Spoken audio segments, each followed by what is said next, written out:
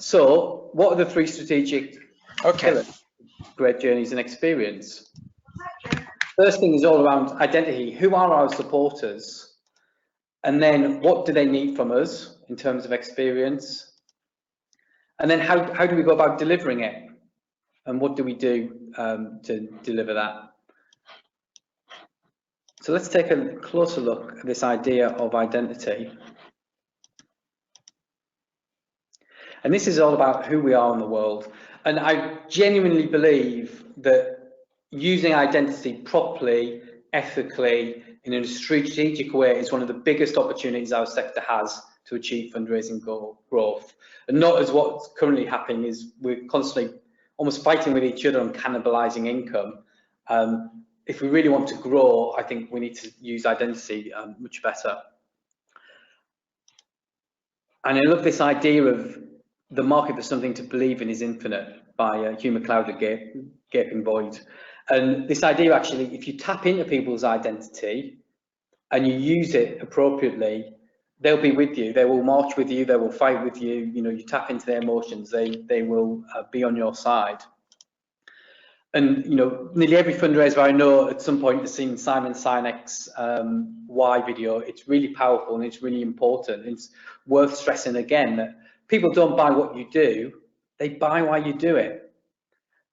And identity helps you uncover that why. What is an individual's why for supporting your cause? And I love this quote from a person, a guy called Blair Warren.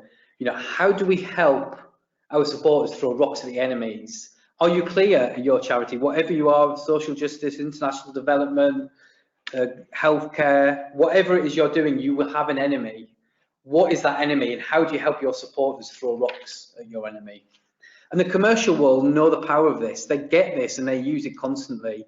Look at someone like Lush, who a real love-hate organisation, but the people who use Lush, the customers of Lush, absolutely adore them and spend a fortune on their products. And they know what they stand for. Last year they got a lot of criticism from the right-wing press in the UK for this campaign they did about spy cops. And actually there was a lot of outrage in the media, but not from their supporters. Their customers loved it, and their customers engaged with it and really got what they were trying to achieve with this campaign. And actually sales went up despite all the negative publicity. And you know, you're in or you're out, you're part of the Lush tribe or you're not. I'm not a Lush customer, I never would be, but I know some of my nieces and nieces especially, who absolutely adore it. And you know, I go in there to get Christmas presents, birthday presents, etc. You know, you stand about animal testing, they blur the lines between charity and business as well. You know, they do environmentally friendly, and they partner with like-minded organisations on campaigns and donate money to the grassroots. You know, you probably read the Colin Kaepernick advert from Nike last year. You know, believe in something even if it means sacrificing everything. You know, Nike made you take a position. Are you on my side, you're on Colin's side, or you're on Trump's side? And you know, you had people burning Nike trainers and tracksuit bottoms, and you had people saying, yeah, we're with you, we believe in it, we're with you. And you know, the cynic when you say, well, it just sells more sneakers. Yes, it does, but it was an enemy to throw rocks at. It was identity, and it was given something to believe in. And what happens? Oh, they just happen to sell 30% more stuff online, trainers and training apparel. So how can we use this in fundraising? We all have these identities in play. We all have, you know, I'm a parent, I'm a football fan, you know, I went to university at Liverpool, you know, I'm a fundraiser. I've got all these different identities in play. So not all of them are in play at any one time. So we get some of these identities by nature, you know, our gender, our ethnicity, our sexual orientation. Some we acquire by choice, like our careers or a football team, and some of us are imposed upon, you know, aunts, uncles, parents being, you know, adopted or a survivor of a disease. So capturing this, certainly certain identity, when I'm down the pub with my friends, that will bring out a different identity and different behaviour than when I go home to have Sunday lunch with my parents. So we all have these roles and identities that are in play at different times in our lives. And if we can prime the right identity at the right time for our fundraising, we will quickly see some big wins. So just a really quick example, you know, someone the train station wanted to buy a magazine for the train, walks into a shop, the shop's full of men, you know, her gender identity might be more salient, and so it might lead her to buy a more female-oriented magazine. But if she bumps into a colleague, and you know, her professional identity might come to the fore, so she might buy the Harvard Business Review or the Economist or something like that. Just a really simple example to show how that can work. And then in fundraising, I just want to share some examples. What do we mean by this idea of identity? So these are just four. You know, there's lots of these global identities around helping, humanist, globalist, that you can ask in your fundraising and capture this information and then tailor your journeys and experience accordingly. And then you've got simple things like, do you know somebody who's had the disease if you're a healthcare charity or have used your services? Or if you're a children's charity, are you a parent or grandchildren? And do you involve them in your philanthropy? That can be really powerful to then understand how you then tailor your journeys. So here's an example from Make-A-Wish that we did, where we tested. We were targeting physicians and people working in hospitals. We wanted to prime their medical professional identity, and we explicitly said, as a medical professional, you will know the heartache of a child diagnosed with a critical illness, etc. And what happens, priming that identity, making it salient, 40% increase in click-through rate, and that then carries on that improvement through the subsequent journey, the subsequent ask, and the subsequent thank you. So it's really powerful when you get this right. You can use it in telephone scripts. So this was something we did with the RSPB, where you know they have this identity. You might love all of nature, or you might just really love birds. And actually, which camp are you in the birds or nature? It works with cats and dogs, for example. And then just playing back what they've told you, you know, confirming their identity and moving accordingly. And what happens? Increase in response rate and average gifts. It gives a better experience by knowing these identities. So the second point is all around commitment. This idea of your attitude and loyalty to your charity. How much do you get it? You know, if I think about the charities I've got direct debits, you know, a few years ago when I got married, we were saving up, and I had to cancel a number. And how did I choose? It was the ones I've cared most about, the most aligned with my values and identity. The ones I was most committed to, the ones that stayed, and others that I just picked up over the years, they went. But none of those charities knew why I'd stopped, or asked me why they stopped, or even captured to know that loyalty or tried to increase it.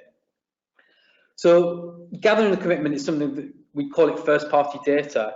It's not something you can buy from a third party like demographics or psychographics. It's not something you can get from Facebook like a second party data. This is directly from them, and it's really powerful. In the business world, you know, there's a really interesting report there's a link to there. 3/4 of marketers saying first party data provides the strongest customer insights. And yet I think as fundraisers, we're too cautious, especially in this post GDPR world, of sometimes capturing everything we need to deliver better experiences and journeys. So this first party data is all about the why and not about the who and what. And we can talk at length some other time maybe about the dangers of relying on third party data and the accuracy. So this, for example, is just how we measure commitment. Just asking these 3 simple questions, but doing it in a sustainable basis, on an ongoing basis, at the point of acquisition, through surveys for existing donors, capturing it on the database, and then using it to deliver different experiences based on the identity and based on the commitment. So this is really powerful stuff. This was a client who was looking at the legacies and looking at a new way of trying to say who are our best legacy prospects.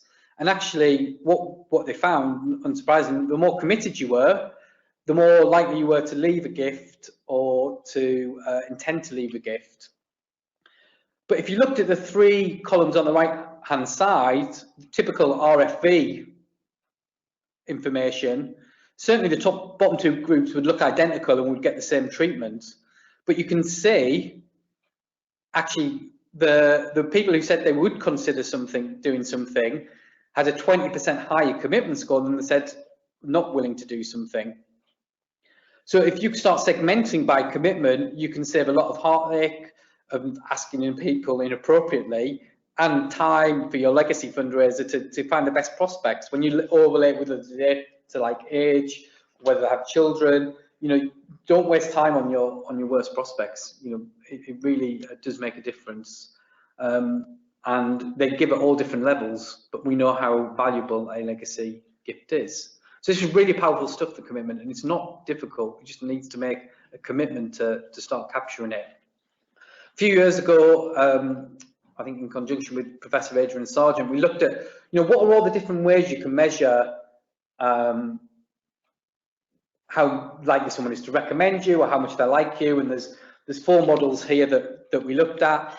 And what did we find? By far and away, the best way to split and segment your database is looking for differences between low and highly committed people. 131% difference in value between those who are highly committed versus those who've got low commitment.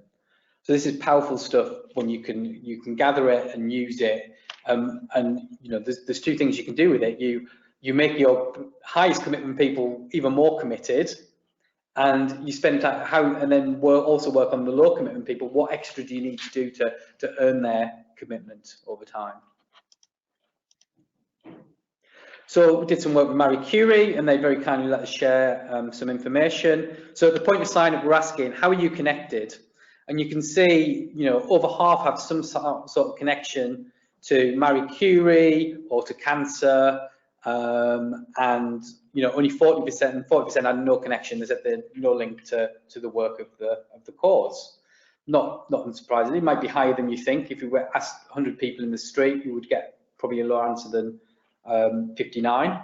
So people are almost already self-selecting in how they approach Marie Curie fundraisers. This is for their face-to-face.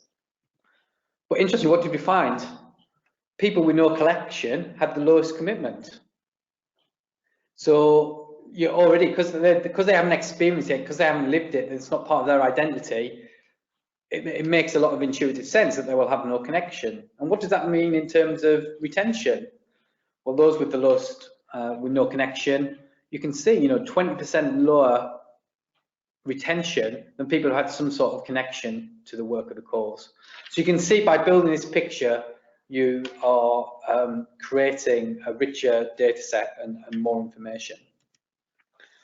The final thing is all about feedback. So what do the following have in common?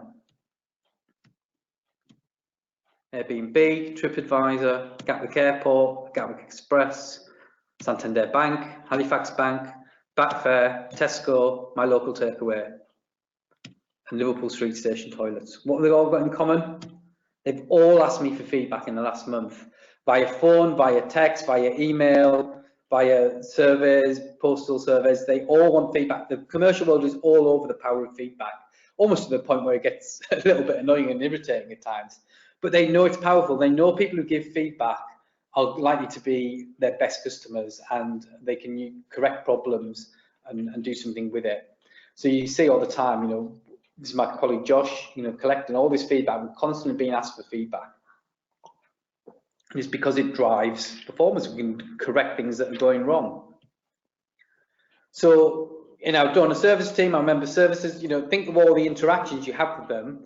We need to start listening to our supporters. We need to start engaging with them and gathering feedback with all the interactions, so we can check everything's running smoothly, solve any problems, and making people feel listened to and that they're connected to the cause and that you're respecting them and they're someone you can trust. So, when we get this feedback, we're really looking for 3 things. Did you do what you wanted to do? Did you find the information? Could you make a donation successfully? Was the process smooth? Was it easy or difficult to do what you wanted to do? Did you remove friction? Is there too much friction, which is a bit of a technical term, but again, Amazon, how have they created the biggest online shop in the world? And they've removed all friction from the process. They constantly looking ways to get rid of things that slow things down. And then emotion, how did this make you feel? You know, if someone gives £20, but it took them 4 times and it didn't work on their mobile and it crashed, you know, they might have done it once, but they might vow never to do it again because it was a bad experience. So you just start doing this on your donation confirmation page with another client, start adding in opportunities to give this feedback. And, you know, was it success, effort, emotion? You're just capturing that data post-donation, and you start collecting this data and you start using it and you start improving the database and making interventions. And you can automate a lot of this, and you can split people by high and low commitment, and you know, there's some really clever things you can do, but we need to get better at gathering feedback from our supporters. The commercial world are all over it, we need to be too. So just take a quick break there, we're about halfway through. Sorry again about the slide at the beginning, slap wrist for me. I'm sure I'll be flogged appropriately later by the powers that be. But I hope that's making sense. We're now going to look at a little bit more tactically, a little bit more think, well, how do we start looking at supporter journeys, and how do we start looking at content? How do we make them less boring? How do we map them out? So one of the key things, I think, and one of the mistakes I made, I think, is around journey mapping. And it feels really good to be in a room and you sort of put everything up on the wall and on post-it notes, and you know, it can really bring the team together. But I think you've got to be really careful with it, because if it's not done properly, it can cause more problems than it solves. And that, you know, you get this problem where you guesswork, you get these, again, this overly massively complicated issue, and then it's very hard to put into action what you're doing.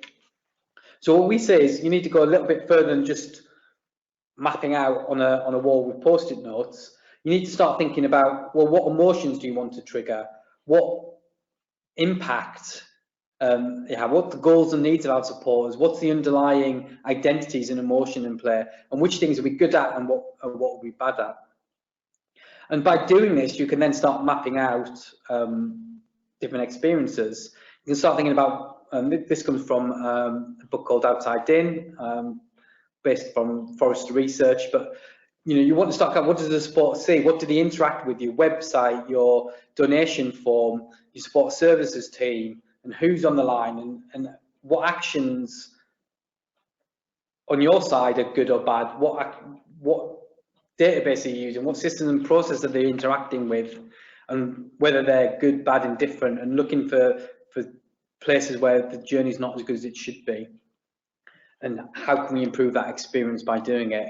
And one of the big problems we have, I find, with lots of supporter journeys is this idea of one size fits all. And I think we need to get away from this idea of all things to all people. You know, if we're thinking about high and low commitment, that's one way to split. Identity, had the Marie Curie. My mum was in Marie Curie versus I got no connection. You can see how you can start being more sophisticated in how you map things out and how you do things. And really all we're saying to begin with is, look, let's go from one size fits all to just get to 2 rows, get to 2 options that are based on your strongest identities and strongest commitment. And here's an example from RSPB. You'll notice the picture's different. So the nature lovers that I showed you earlier, well, their appeal gets an insect on it. And the bird lovers, they get a lovely, I think it's a chaffinch. I'm sure someone will tell me if I'm wrong on their thing. And then in the copy, we're talking about, as a bird lover, as a nature lover, you're priming their identity, you're playing the story back to about them. And yeah, unsurprisingly, what happens? Overall value and satisfaction and things go up, and we raise more money. And then you can see we've got this great tool that we use to then visualize this and to map out the journeys and look at the different touch points and the different channels that you're using and the different asks, and help you visualizing and seeing, well, is this right for the supporter? Are we getting from the current state where we are now, where do we want to get to, where we're using multiple identities and different bits and pieces?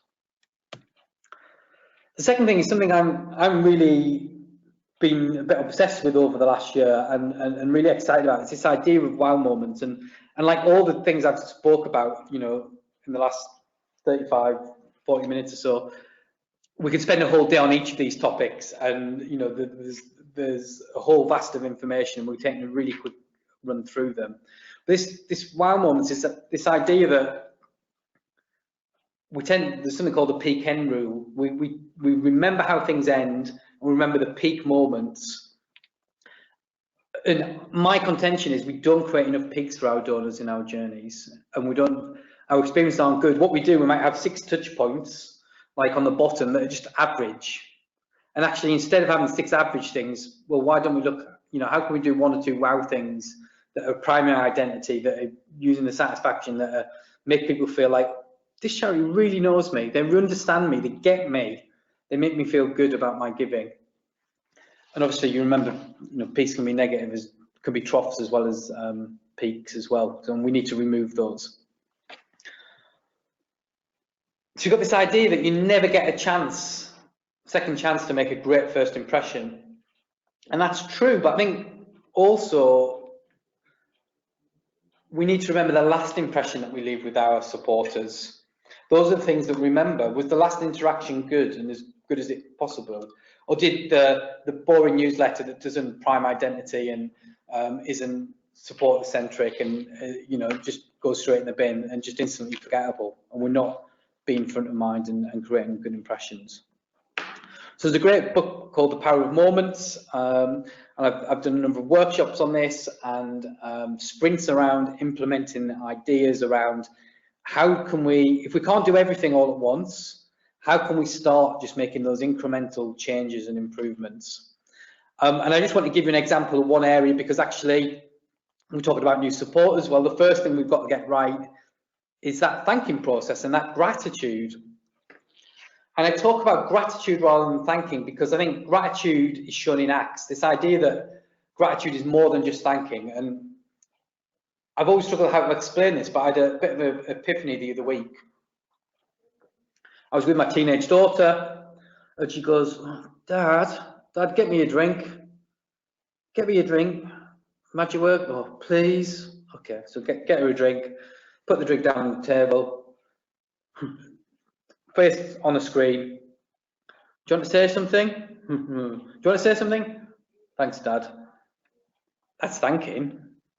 Compare and contrast after she'd been out with a mum. She'd got her nails done and had a bit of a shopping trip. Give her mum a big cup. Oh, you're the best, mum. Really love you. Thank you so much. That's gratitude.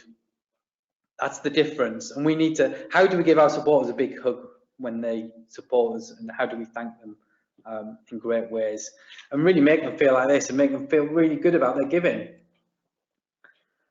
There's a great piece of research that was released last year or a couple of years ago about the power of thank you letters. And if you're like me, you might sometimes feel a bit awkward about sending a thank you letter and you think, should I, shouldn't I? You might think it's a bit over the top, but actually all the research shows that the people sending the letter underestimate how good you will make someone feel about receiving a letter, personal handwritten letter.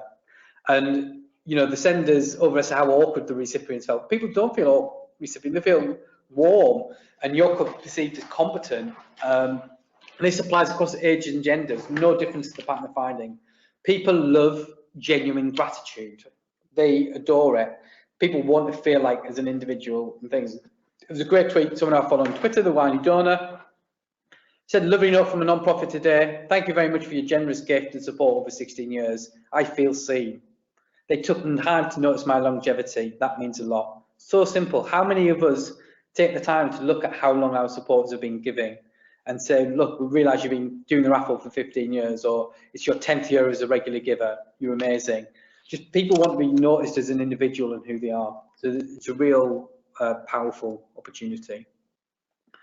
Another example from a test I did a few years ago, you know, we sent high value supporters, received a personal thank you card, and the response rate was 50% higher than the standard high value pack, you know, nearly 18% compared to just under 12%, just by receiving a personalized thank you card. Here's some words, again, some research by Jen Shang, who's an amazing fundraising researcher. talking about these positive labels that you can sprinkle into your thank you letters to make people nouns that you can use rather than verbs to describe our supporters, about describing them as caring or compassionate or generous or help, using these positive labels to create a warm glow. I'm not suggesting you try and cram these into all in one paragraph, but sprinkle them into your copy and your content, make people feel good about their giving. Just want to show you a few examples. A lovely card from a child sponsorship, handwritten little thank you for the presents. I saw this online at Christmas. I thought this was Refuge, did a great job. Everybody, there's a comedian in the UK called Richard Herring, and every year on International Women's Day, he tweets all the idiot men who say, oh, when's International Men's Day, which is sometime in November for those interested. And Refuge recognised that. Lovely drawing from one of the kids in who they'd helped and given refuge to, and just saying thank you. Really simple, really lovely, really human and touching.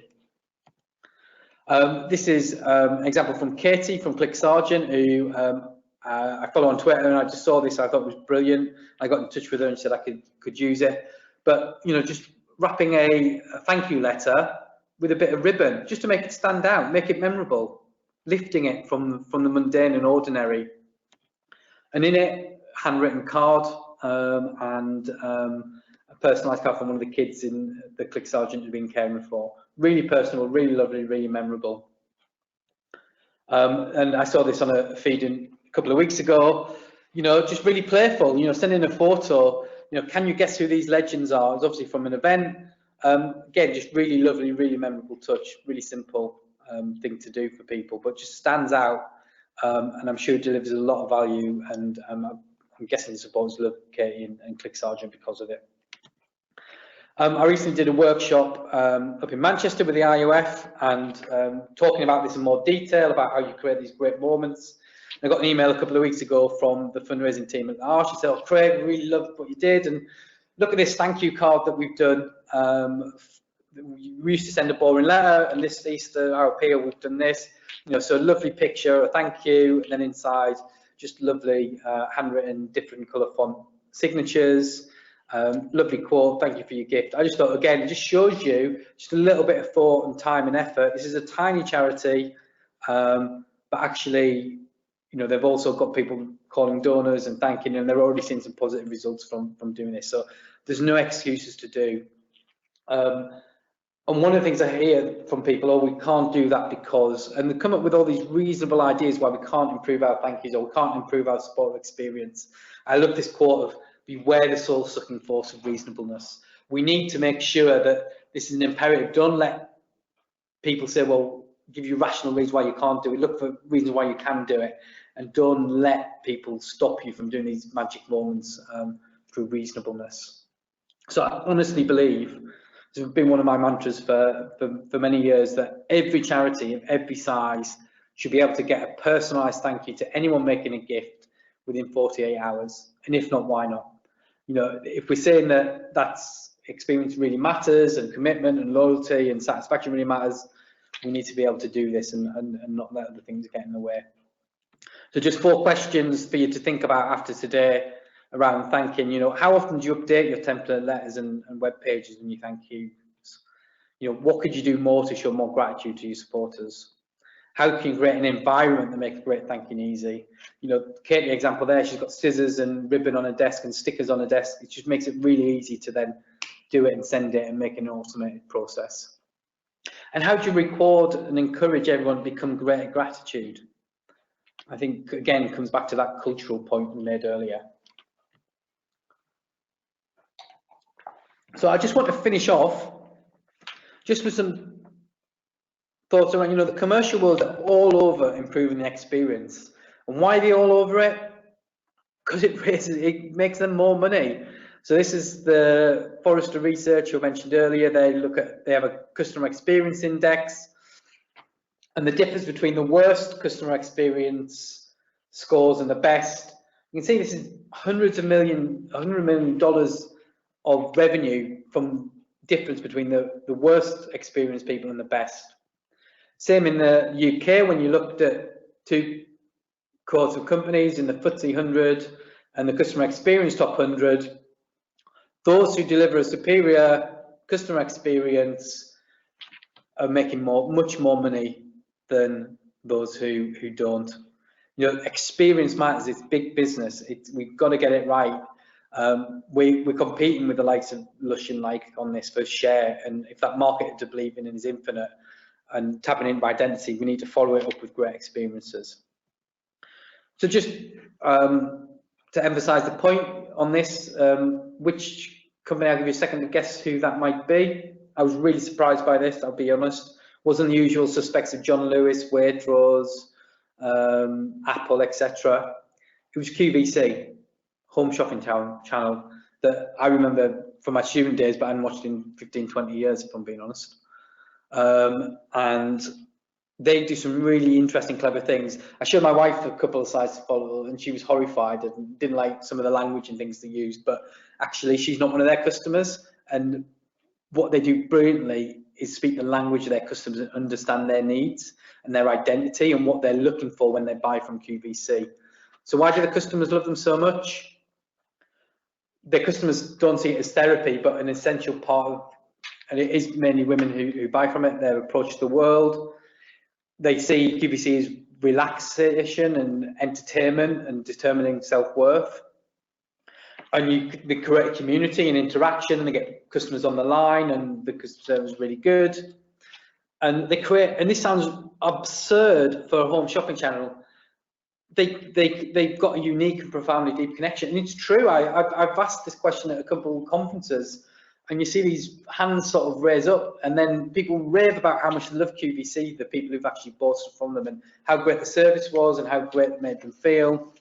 And they train around it, and we need to be training our fundraisers how to appeal and communicate with our audiences, and you know, what is the right tone of language and expression, and why things are uniquely suitable for them. You know, focus on the quality. You know, no hard sell. Well, how will giving leave our customers feeling? Dr. Kiki Kumaradu, who's our behavioural science, you know, she's doing some really interesting work and looked at some interesting experiments about this anticipated emotion. By telling someone they will feel proud by giving, does it increase giving? And there's some evidence that it does, and I'm sure she'll talk about it on her upcoming webinar.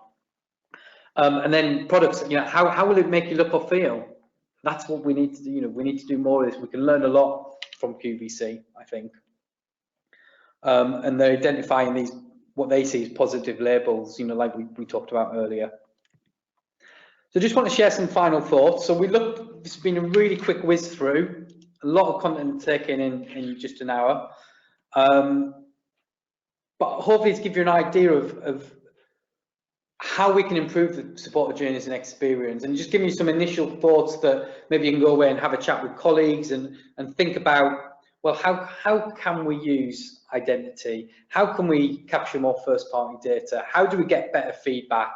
And then how do we create better content for our supporters that creates those wow moments? And how do we map it out, and how do we visualize it, and how do we start creating that culture? Because that, as we said, underpins everything.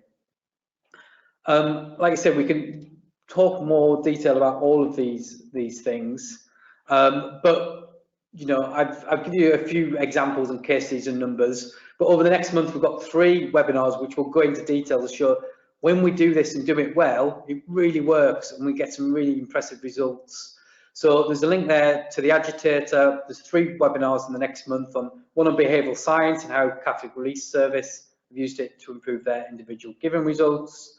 How we measure the supporter experience, and how do we find out which donor identities are really important. That's something I've learned a lot about over the last 6 months, and I find it really fascinating. I think the potential is huge for acquisition as well as ongoing support as well. And then our colleagues at Canadian Red Cross, how they've helped half face-to-face donor attrition just by listening and gathering that feedback from the point of acquisition, and then just going from that 1 row to 2 on their supporter journeys. Just a reminder what Donor Voice are all about, and you know, my role as MD in the UK. If you are in the UK, get in touch. Always love to have a chat. Always love to hear what you're working on in terms of supporter engagement and journeys. And then let's see if we can do anything together, you know, to help improve it. And we've got a range of solutions depending on your budget and your resource and what your ambitions are, and then we can work to deliver it. If you're outside of Europe, I put Kevin email address on there for anybody in North America. Get in touch with Kevin, and again, he'll be able to talk you through what we're about. And finally, I've just put some links that you might find useful to some books that I've mentioned, some websites and reports that all just go into more detail about experience and about support journeys and about all the different ways that we're looking at. So I see definitely silence on the chat.